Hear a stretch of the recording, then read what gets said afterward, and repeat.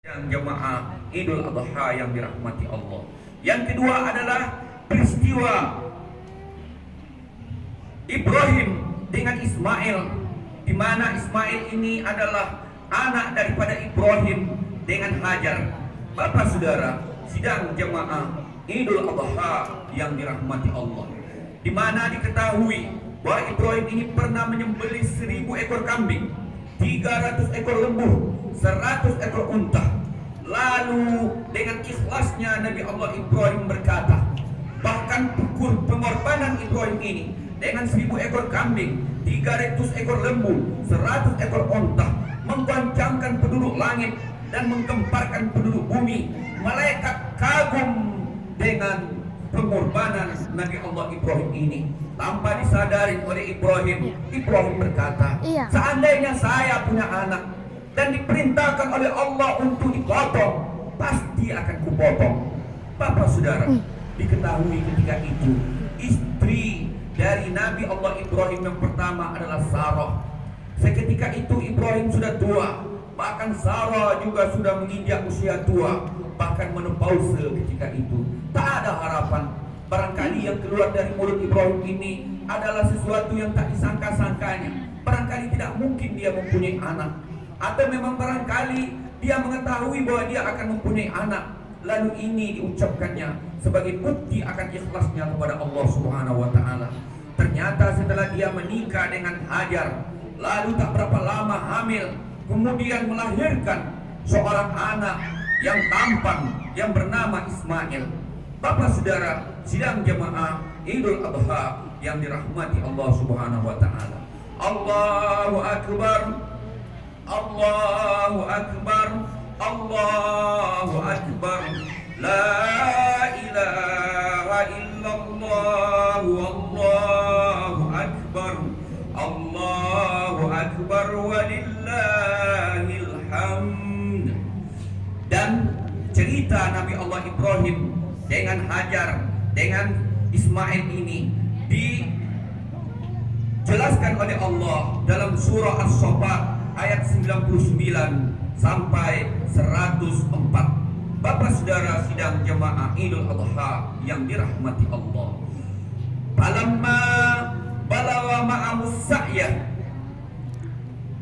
wa qala inni zahibun ila rabbi syahidina rabbi habli minas solihin fabashirnahu bighulamin halim.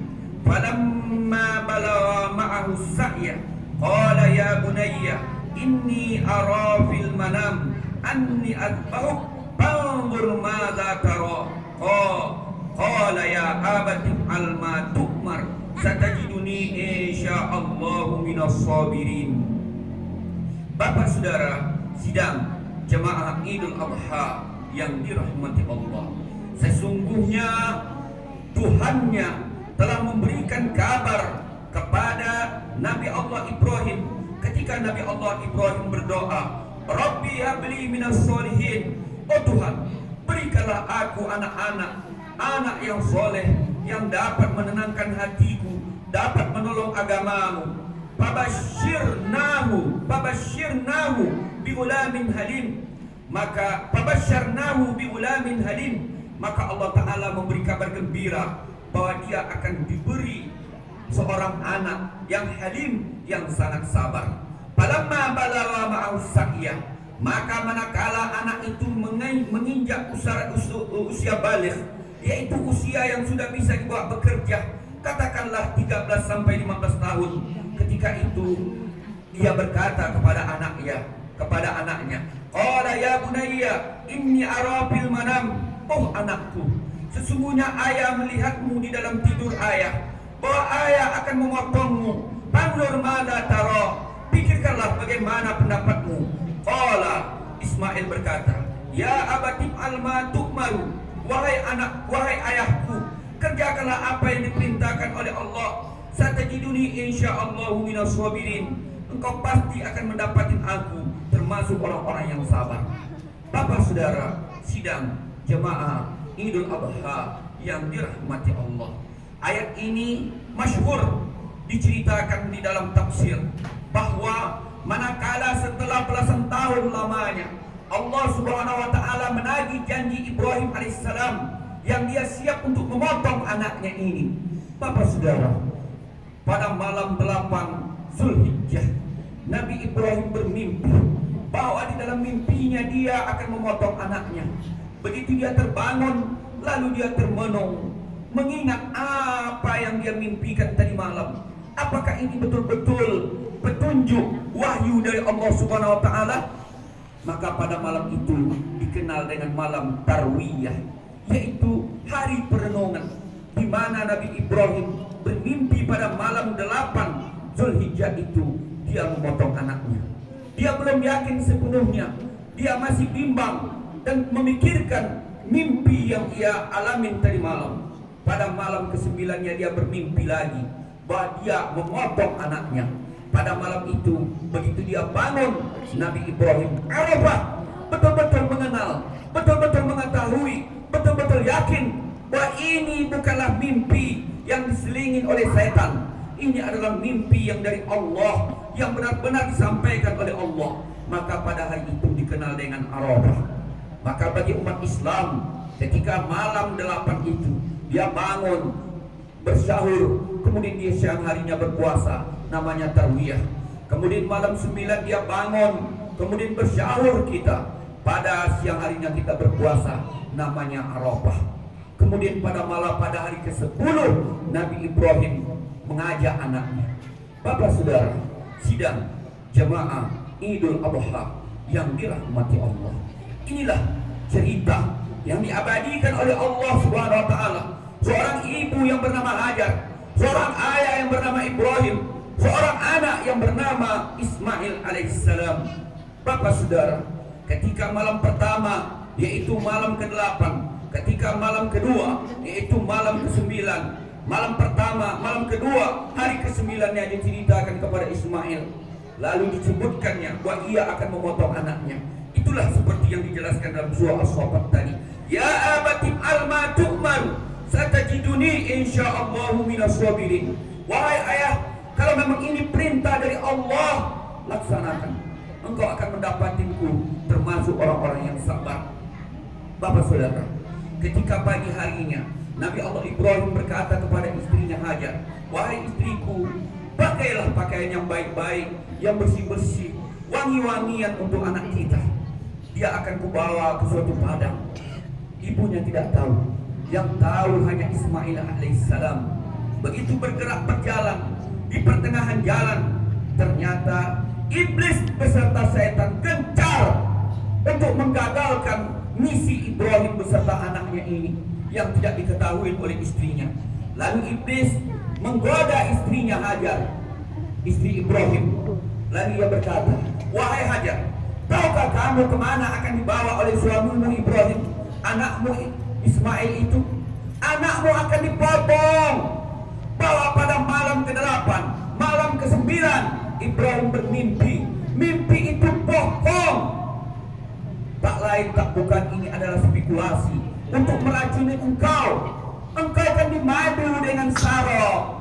Engkau punya anak, dia ingin supaya anaknya ini habis dan tidak ada bekas jejak apapun yang mempengaruhi istri tuanya, yaitu Sarah.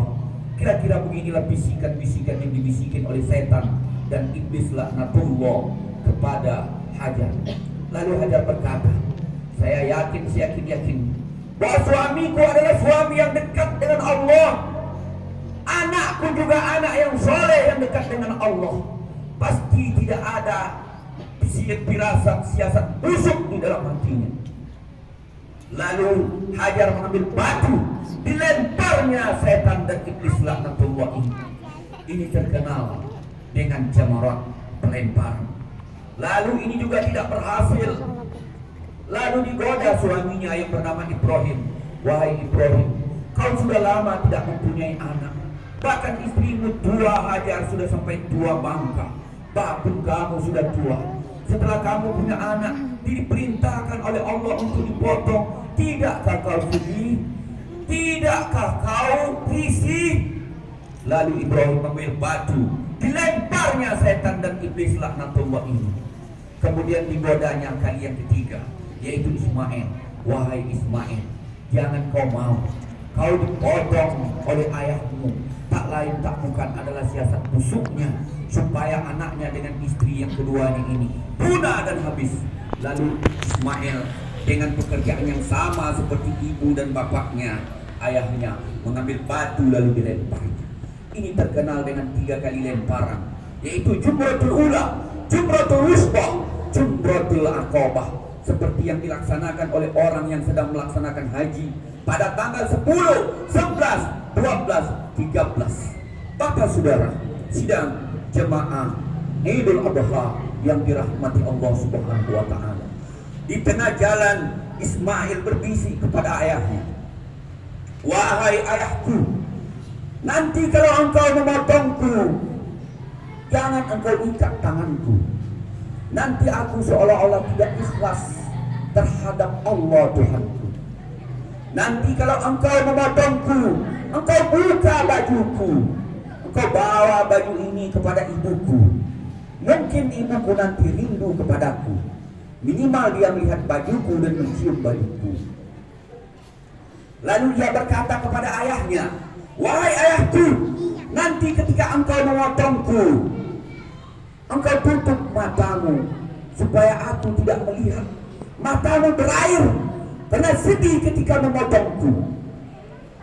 Lalu ketika hendak diadakan pemotongan, lalu Ibrahim berkata kepada anaknya, "Wahai anakku, ayah tidak akan menutup mata.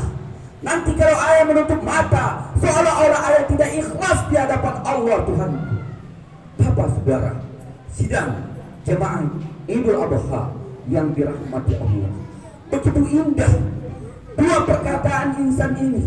Tidak ada sedikit pun kata-kata berat, tidak ada sedikit pun kata-kata yang bisa dipengaruhi oleh iblis, oleh setan berikut ibunya.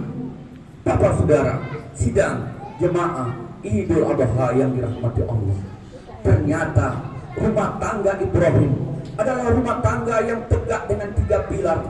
Seorang istri yang soleha, seorang anak yang soleh, seorang suami yang soleh yang bisa menjadi imam dan panutan. Bapak saudara, setidak-tidaknya perjalanan Idul Adha ini, terutama perjalanan kurban ini, adalah perjalanan yang memotivasi kehidupan kita. Di mana Ibrahim seorang ayah yang tangguh, di mana Ismail seorang anak yang ikhlas, di mana istri seorang istri yang sabar dan ikhlas juga. Apakah kita dapatin hari ini dalam rumah tangga kita, dalam kehidupan sosial kita seperti ini? Bapak saudara, yang ada adalah istri yang durhaka kepada suami, yang ada adalah istri yang menyepelekan anak, mensia-siakan anak, yang ada adalah suami yang zalim, yang mensia-siakan istri, yang mensia-siakan anaknya. Tidak ada rumah tangga yang mengarahkan, yang meluruskan sesuai dengan doa, bahkan ayat yang kita baca 17 kali sehari semalam. Ihdinas siratal mustaqim, siratal ladzina an'amta 'alaihim, ghairil maghdubi 'alaihim waladdallin. Oh Tuhan, tunjukilah kami jalan yang lurus. Itu jalan orang-orang yang telah Engkau beri nikmat, yaitu para nabi, para alim, para ahli ibadah, para orang-orang soleh yang telah merasakan kenikmatan beribadah. Ketika dia sholat dia nikmat, ketika dia tahajud dia nikmat, ketika dia bersedekah dia nikmat, ketika dia berzakat dia nikmat.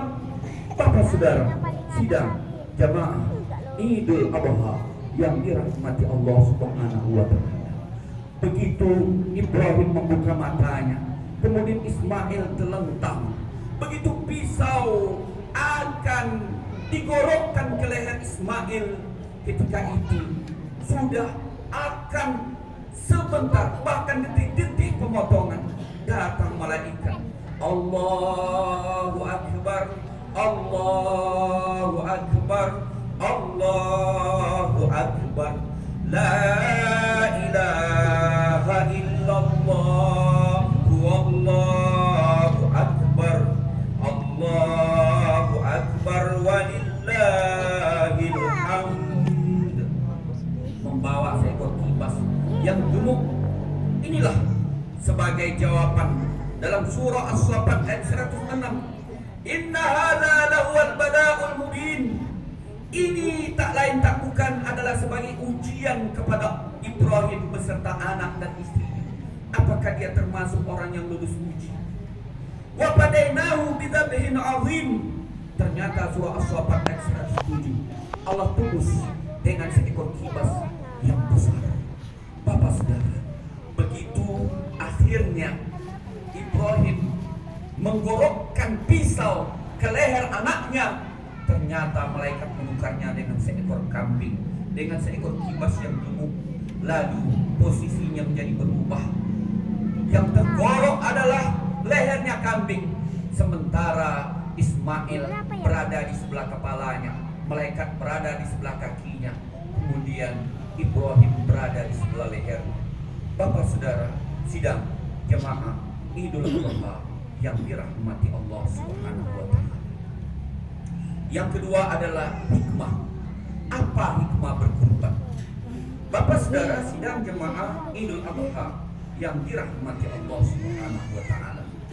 Ibrahim, Hajar, dan Ismail adalah tiga simbol yang dikenal dalam berkurban.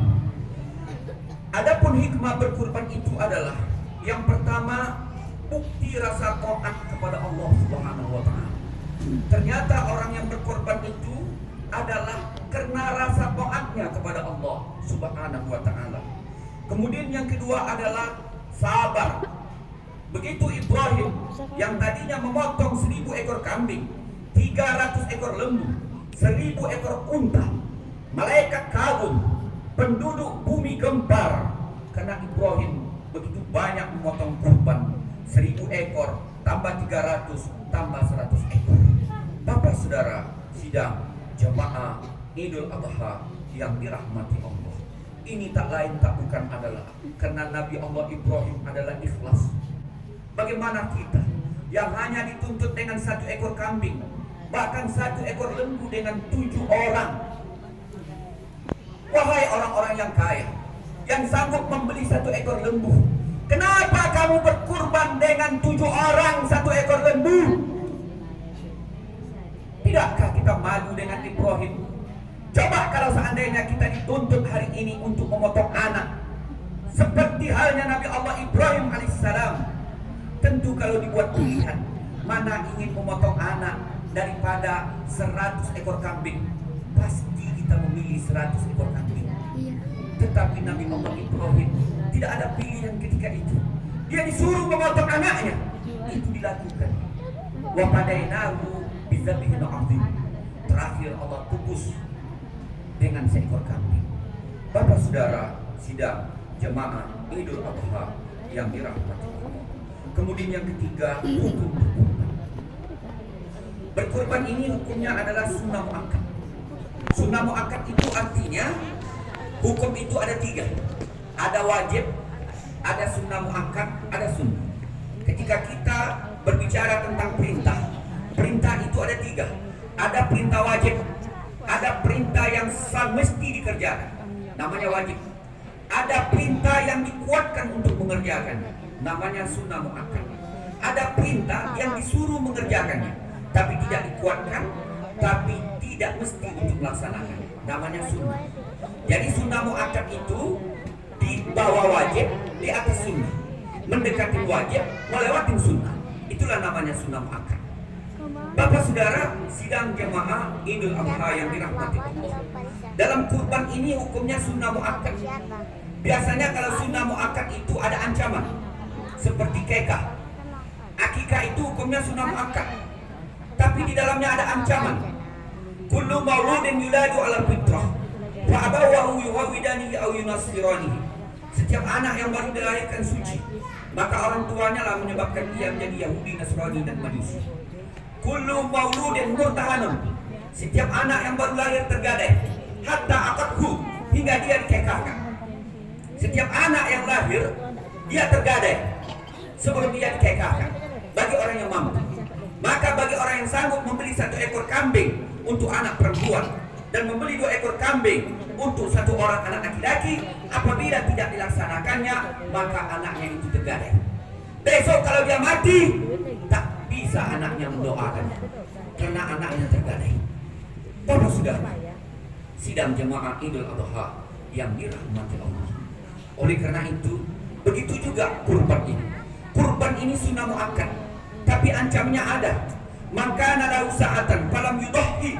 Siapa yang mempunyai keluasan rezeki untuk berkurban, sanggup membeli untuk seekor binatang kurban seperti kambing atau lembu untuk 7 orang, 1 ekor lembu, lalu dia tidak melaksanakannya, fala yaqrabanna musallana, maka jangan masuk ke tempat sholat kami, jangan dekatin masjid, kata baginda Rasulullah SAW. Ini ancaman. Bapak saudara, sidang jemaah Idul Adha yang dirahmati Allah. Kurban juga dikenal dengan hukumnya sunnah kifayah. Sunnah kifayah min ahlil bait. Artinya apabila dalam satu keluarga itu 1 orang yang berkurban, maka 1 keluarga itu lepas. Suami berkurban, istri dan anaknya lepas. Istri berkurban, suami dan anaknya lepas. Anak yang di dalam rumah itu yang masih dalam tanggungan yang belum nikah, maka anaknya berkurban, ayah dan ibunya lepas dan dianggap berkurban. Namanya sunnah kifayah. Bapak saudara, sidang jamaah Idul Adha yang dirahmati Allah. Semoga dengan khutbah Idul Adha ini hendaknya menjadi ilmu bagi kita semua betapa kurban ini bukan sesuatu hal yang remeh. Bahkan Imam Syafi'i mengatakan, kalau seandainya kita punya duit, tapi uang kita ketika itu belum ada, tapi uang kita itu ada, umpamanya sawit yang berbuah belum dipanen, kelapa yang berbuah belum dipanjat, atau orang yang berhutang kepada kita belum dibayarnya, ada orang meminjamkan duit untuk membeli 1 ekor kambing, hukumnya wajib. Bahkan Imam Hanafi mengatakan, kalau ada hartanya, keretanya ada 3, di antara 3 ini kalau diurut-urut hanya 2 yang penting, maka 1 wajib dijual untuk memberi 1 ekor binatang kurban. Begitu ulama-ulama terdahulu membedah tentang masalah hukum kurban ini. Dan kurban ini bukan seperti kekah. Kalau kekah 1 kali seumur hidup, kalau kurban setiap tahun semenjak tenggelam matahari pada tanggal 9 Zulhijjah, terbit matahari pada tanggal 10 Zulhijjah, boleh memotong ketika orang sudah keluar dari sholat Id sampai hari tasyrik sebelum tenggelam matahari. 4 hari batasnya. Kalau hari ini tidak ada uang kita untuk membeli kurban atau belum ada, besok ada, atau hari ketiga ada, beli. Bahkan hikmah berkurban itu kata baginda Rasulullah SAW, ketika orang berkurban itu ada beberapa sunnah yang mesti dilakukan. Yang pertama, hendaklah dia memegang bulu binatang yang hendak dikurbankannya itu, karena setiap helai bulu mengandung 10 kebaikan. Bayangkan bulunya, tak terbayang. Kemudian ketika dipotong, disaksikan darahnya yang tumpah ke bumi. Belum darahnya lagi tumpah ke bumi, dosa orang yang berkurban itu sudah diampunkan oleh Allah Subhanahu wa Ta'ala. Subhanallah. Demikian, semoga bermanfaat. Barakallahu li wa lakum fil Qur'anil azim wa nafa'ani wa iyyakum bima fihi minal ayati wa dzikril hakim wa taqabbala minni wa minkum tilawatahu innahu huwas samiul alim. Aqulu qawli hadza wa astaghfirullah li wa lakum wa lisairil muslimin wal muslimati min kulli dhanbin fa ya fawzal mustaghfirin wa ya najatat taibin. Allahu